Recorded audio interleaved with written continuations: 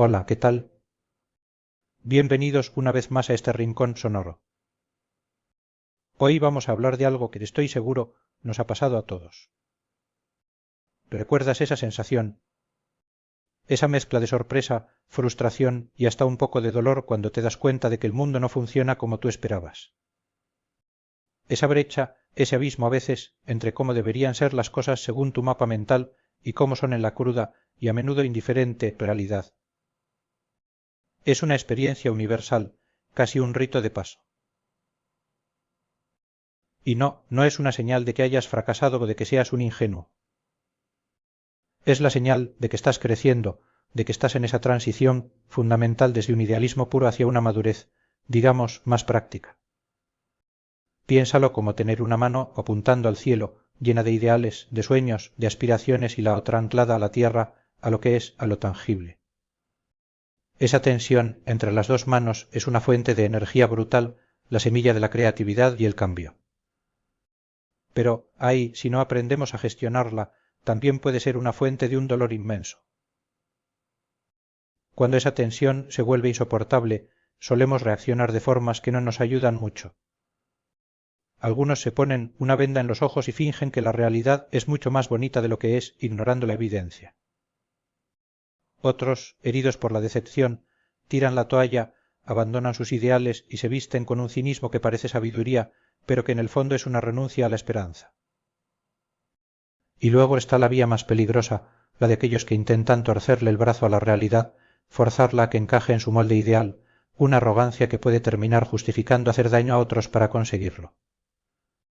Pero hoy vamos a explorar una cuarta vía. Una que no busca matar nuestros ideales para nada. Son el motor que nos mueve. Tampoco se trata de volvernos realistas en un sentido gris y aburrido. El viaje que te propongo hoy es el de construir un andamio. Un andamio de racionalidad, de herramientas psicológicas y de fortaleza emocional. Un programa, si quieres, para que nuestros ideales puedan navegar por las aguas turbulentas del mundo real sin hacerse añicos. Se trata de transformar la frustración en combustible para la acción inteligente y la desilusión en una oportunidad para crecer de verdad. Porque pasar del idealismo a la racionalidad no es solo un ajuste de tuercas en la cabeza, es un sofisticado entrenamiento del corazón, una habilidad clave para vivir con eficacia y sobre todo con serenidad. Para construir algo nuevo, primero hay que entender bien lo viejo. Y el idealismo no es solo pensar en positivo. Es una forma de ver el mundo muy arraigada, con su propia historia y sus propias trampas. En el corazón de nuestro pensamiento, casi desde la antigua Grecia, existe una batalla entre dos formas de entenderlo todo, el idealismo y el realismo. Fíjate qué curioso, el idealismo, en sus muchas formas, nos dice que el mundo de las ideas, de los conceptos, es de alguna manera más real o más importante que el mundo que tocamos. Para el filósofo Platón, por ejemplo, cosas como la justicia o la belleza existían en un plano perfecto y nuestro mundo material era solo una sombra, una copia barata. Otros filósofos, como Berkeley, llevaron esto al extremo diciendo que las cosas solo existen porque las percibimos, que ser es ser percibido. Y luego vino Kant con una idea fascinante, que nuestro conocimiento es una mezcla de lo que nos llega por los sentidos y de las estructuras que nuestra propia mente le impone. En todas estas visiones, la mente, la conciencia, tiene el papel protagonista. Y esto tiene una consecuencia psicológica brutal. Si crees, aunque sea inconscientemente, que la realidad debería ajustarse a tus ideas, el choque con el mundo real, que es objetivo e indiferente a tus mapas mentales, se siente como un fracaso personal, como un ataque directo a tu identidad. En el otro lado del ring está el realismo. El realista parte de la base de que el mundo está ahí fuera con sus propias reglas y nuestra tarea es descubrirlo y navegarlo lo mejor que podamos. Hay realistas ingenuos que creen que las cosas son exactamente como las vemos y otros más críticos que aceptan que nuestros sentidos nos pueden engañar. Pero la clave es que el realista mira hacia afuera, hacia las cosas, mientras que el idealista tiende a mirar hacia adentro, hacia sus propias ideas. Y ahí, justo ahí, está la raíz de su vulnerabilidad. Psicológicamente, la persona idealista es admirable. suele tener una ética muy fuerte, principios muy claros. Son los soñadores que quieren cambiar el mundo, que se movilizan por causas justas, que aspiran a dejar un legado. Su convicción les permite apostar fuerte, lanzar proyectos que otros ni se atreverían a soñar. Pero esa misma fortaleza es su talón de Aquiles. Su apego a esas ideas puras puede volverlos rígidos, dogmáticos. A veces, en su afán por defender un principio, pueden ignorar las consecuencias negativas que tiene en la práctica, confundiendo la pureza de la idea con el bienestar real de las personas. Y a un nivel más profundo, a veces idealizamos el mundo o a una persona como un mecanismo de defensa. Como un niño que ve a su padre como un superhéroe para no ver sus fallos. En situaciones muy dolorosas, como una relación tóxica, la víctima puede idealizar al agresor o a la relación para poder sobrevivir al dolor. Es una especie de autoengaño para no enfrentarse a un vacío insoportable. Esto nos revela algo clave: el idealismo no es solo un error de cálculo, a menudo es una estrategia emocional. Nos aferramos a un ideal no solo por lo bonito que es, sino porque nos protege. Nos protege del miedo al caos, al dolor, a sentir que no somos suficientes. Por eso, romper con el idealismo no es un simple ajuste intelectual. Es un acto de una valentía emocional tremenda. Significa quitarse voluntariamente un escudo para mirar de frente al malestar que intentábamos evitar. Y por eso, cualquier intento de ser más racional que no incluya herramientas para gestionar esas emociones difíciles está condenado al fracaso. A la primera herida, volveremos corriendo al refugio que ya conocemos. La vida, tarde o temprano, garantiza esa colisión. Es hecho que entre nuestro mundo ideal y el mundo real. Y para el idealista es un terremoto. La tensión entre la mano que apunta al cielo y la mano anclada a la tierra se vuelve insoportable y el resultado es la desilusión. Y la desilusión rara vez viene sola. Trae a sus primas la frustración, la rabia, la tristeza. Lo peor es que una decepción en el presente puede actuar como una llave que abre heridas antiguas, de abandono, de fracasos pasados, y el dolor se multiplica. Y ante ese dolor llegamos a una encrucijada. Una salida muy común es el cinismo. La persona, harta de decepcionarse, decide bajar sus expectativas, abandonar sus ideales y llama a eso ser realista. Pero no lo es. Es un pesimismo cobarde disfrazado de sabiduría. El cínico es alguien que ha quedado tan frustrado con la hipocresía del mundo que adopta la desconfianza como sistema de protección. Y funciona, claro. Si no esperas nada bueno de nadie, nunca te decepciona. Pero el precio es altísimo. Cierras la puerta a la esperanza, a la confianza, a la conexión y, sobre todo, a la acción. El cínico se retira del partido convencido de que está amañado y se convierte en un espectador amargado. Por eso es tan importante entender esto: el cinismo no es el siguiente nivel del realismo. Es la cicatriz de un idealismo mal curado. La meta de nuestro viaje de hoy no es convertir a un soñador en un amargado. La meta es forjar un realista resiliente. Alguien que pueda seguir soñando y actuando, pero sin romperse ante las imperfecciones del mundo.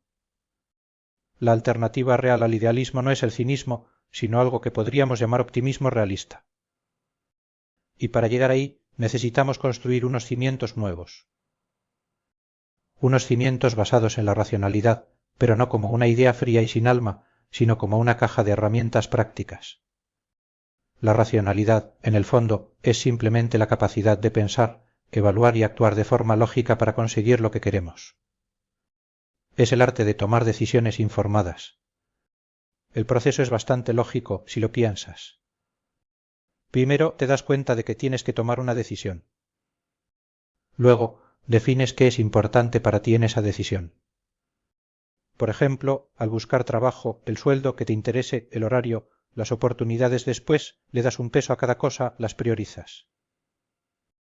Luego buscas todas las opciones posibles. Las evalúas una por una según tus criterios.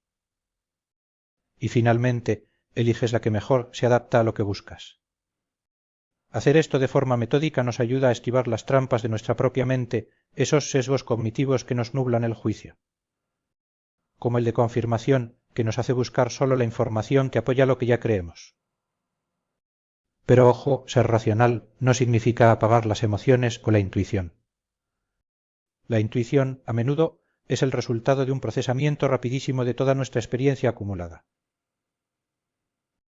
Una decisión poderosa combina el análisis riguroso con esa escucha atenta a nuestra voz interior.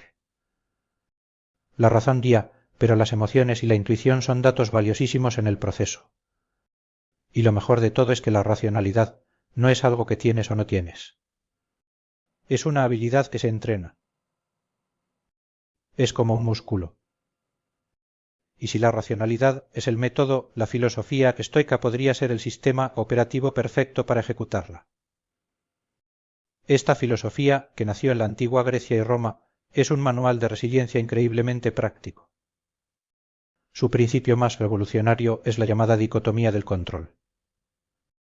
Es una idea sencilla pero que lo cambia todo.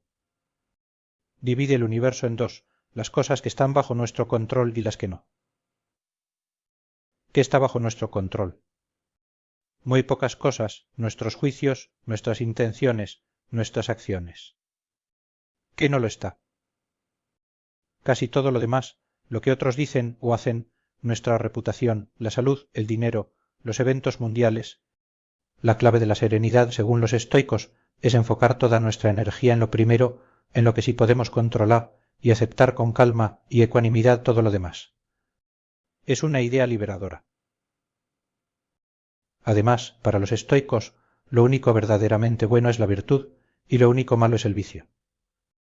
La salud, el dinero, el placer son indiferentes. No es que no prefieras estar sano a enfermo, pero tu valor como persona y tu felicidad de fondo no dependen de ello. La virtud se desglosa en 4 pilares: la sabiduría práctica, el coraje para hacer lo correcto, la justicia para tratar a los demás con amabilidad y la templanza, o el dominio de uno mismo. Actuar siguiendo estas virtudes es siempre la acción correcta, sin importar el resultado. Y llevan la aceptación un paso más allá con el amor fati, amar el destino. No solo tolerar lo que pasa, sino abrazarlo como si lo hubieras elegido tú mismo. Cada obstáculo se convierte en una oportunidad para practicar la virtud.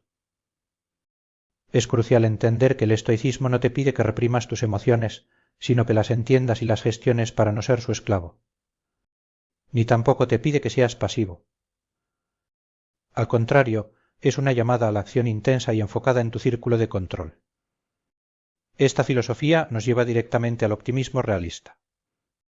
Es la combinación perfecta de esperanza con una visión clara de la realidad.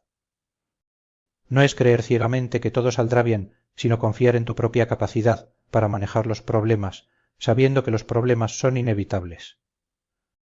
El componente optimista viene de la confianza en lo que sí controlas, tu capacidad para pensar con claridad y actuar con virtud. Y el componente realista viene de la aceptación estoica de lo que no controlas, los resultados. Así, un optimista realista es optimista sobre sus acciones, pero realista sobre los resultados. Y si algo no sale como esperaba, no se desmorona, porque su tranquilidad no dependía de ello. Para llevar todo esto a la práctica, necesitamos un arsenal de técnicas. Y aquí la terapia cognitivo-conductual, la famosa, nos da herramientas potentísimas. Su idea central es que no son las cosas que nos pasan las que nos hacen sufrir, sino lo que pensamos sobre esas cosas. El sufrimiento nace de nuestra interpretación. El primer paso es cazar nuestros pensamientos automáticos, esas ideas que aparecen de repente y que aceptamos como verdades absolutas. Muchas veces estos pensamientos son en realidad distorsiones cognitivas, patrones de pensamiento ilógicos que magnifican lo negativo. ¿Te suenan? El pensamiento de todo o nada, o es perfecto o es un fracaso. La sobregeneralización, un solo error se convierte en un patrón de derrota eterna. El filtro mental, te enfocas en el único detalle negativo de una situación y borras todo lo bueno. O la catastrofización, esperar siempre lo peor. Y los famosos debería esas reglas rígidas que nos imponemos a nosotros y a los demás y que nos llenan de culpa y rabia. Una vez que aprendes a identificar estas distorsiones, puedes desafiarlas. Una herramienta genial es el registro de pensamientos. Es una simple tabla donde apuntas qué pasó, qué sentiste, qué pensaste, qué distorsión cometiste, cuál sería una respuesta más racional y finalmente cómo te sientes después de hacer el ejercicio. Con la práctica, esto te ayuda a cuestionar pensamientos que antes te tragabas sin masticar. Otra técnica es el diálogo socrático, cuestionar tus propios pensamientos como un detective. Pregúntate qué pruebas tengo de que esto es verdad. ¿Hay otra forma de verlo? ¿Me ayuda en algo creer esto? Y si es el pensamiento crítico aplicado a nuestro mundo interior, necesitamos esa misma disciplina para el mundo exterior. El pensamiento crítico es la habilidad de analizar la información de forma objetiva, de evaluar la evidencia y de no tragarte la primera cosa que lees o escuchas. Para potenciarlo es superútil tener una caja de modelos mentales, marcos para entender el mundo.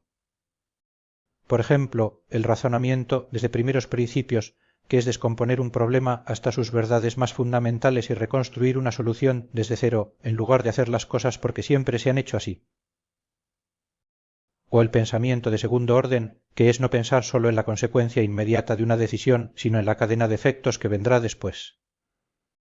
Fíjate en la conexión tan potente, es pensamiento crítico hacia adentro y el pensamiento crítico es esa misma disciplina hacia afuera.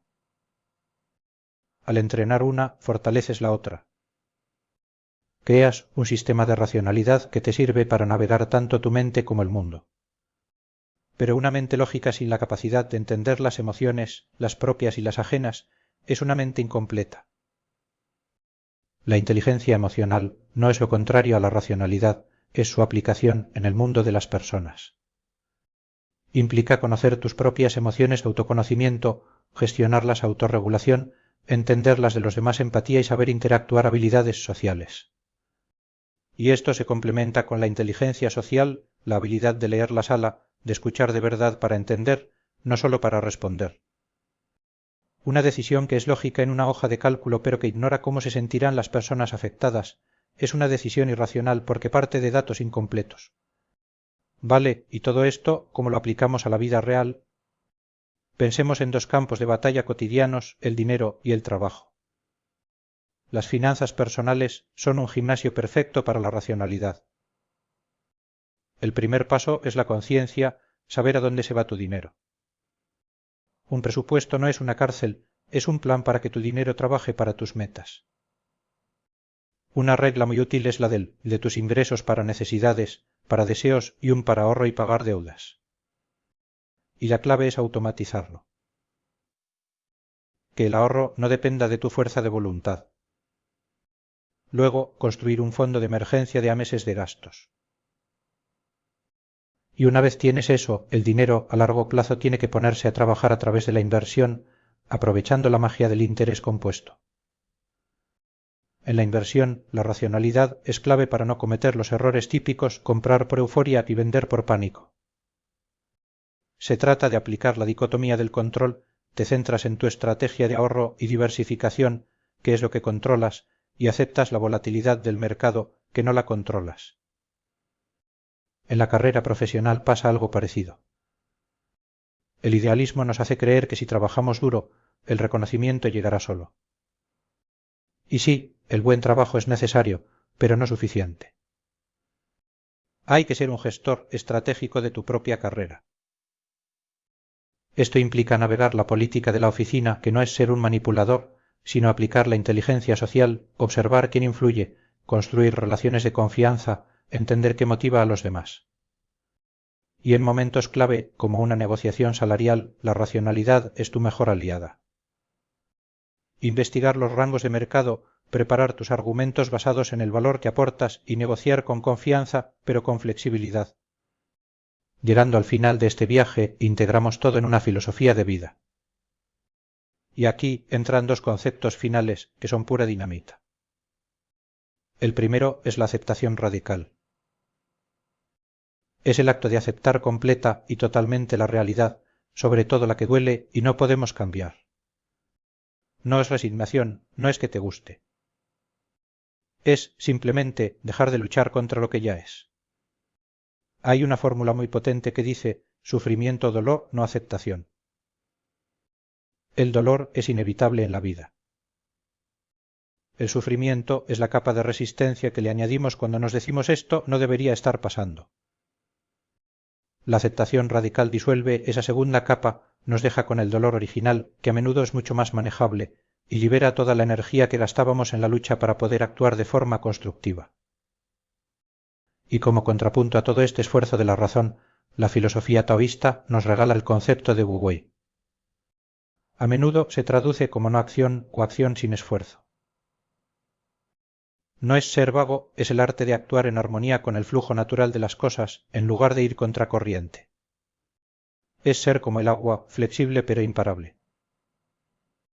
A veces la acción más sabia es no actuar, es esperar el momento oportuno. Es saber cuándo aplicar el esfuerzo disciplinado del estoico y cuándo aplicar la paciencia estratégica del taoísta. Claro que como toda filosofía, la racionalidad mal aplicada tiene sus peligros. El mayor es confundir la gestión de las emociones con su supresión. Las emociones son datos, son señales. Suprimirlas nos deja ciegos y, a la larga, explotan. Otro riesgo es el aislamiento. Una autosuficiencia mal entendida puede construir muros que nos impiden la conexión humana, que es fundamental. La verdadera maestría está en la flexibilidad, usar la razón como guía, pero saber que a veces la vulnerabilidad es una fortaleza y la conexión es más importante que el control. Este camino no tiene un final. Es una práctica continua. Habrá días malos, recaídas en viejos patrones. Y ahí dos mentalidades son clave, la autocompasión, tratarse a uno mismo con la amabilidad que le darías a un amigo, y la mentalidad de crecimiento, la creencia de que puedes mejorar, de que los errores son oportunidades para aprender. Así que este viaje, desde el idealismo que hiere hasta una racionalidad que fortalece, es una de las transformaciones más profundas que podemos vivir. No se trata de abandonar los ideales, sino de construirles un barco lo suficientemente fuerte para que puedan navegar por el mar, a veces tormentoso, de la vida. Es, en el fondo, el compromiso de vivir deliberadamente, de examinar constantemente nuestros pensamientos y nuestras acciones. Porque es en ese examen, en esa búsqueda, donde encontramos la verdadera fortaleza y sobre todo una auténtica libertad,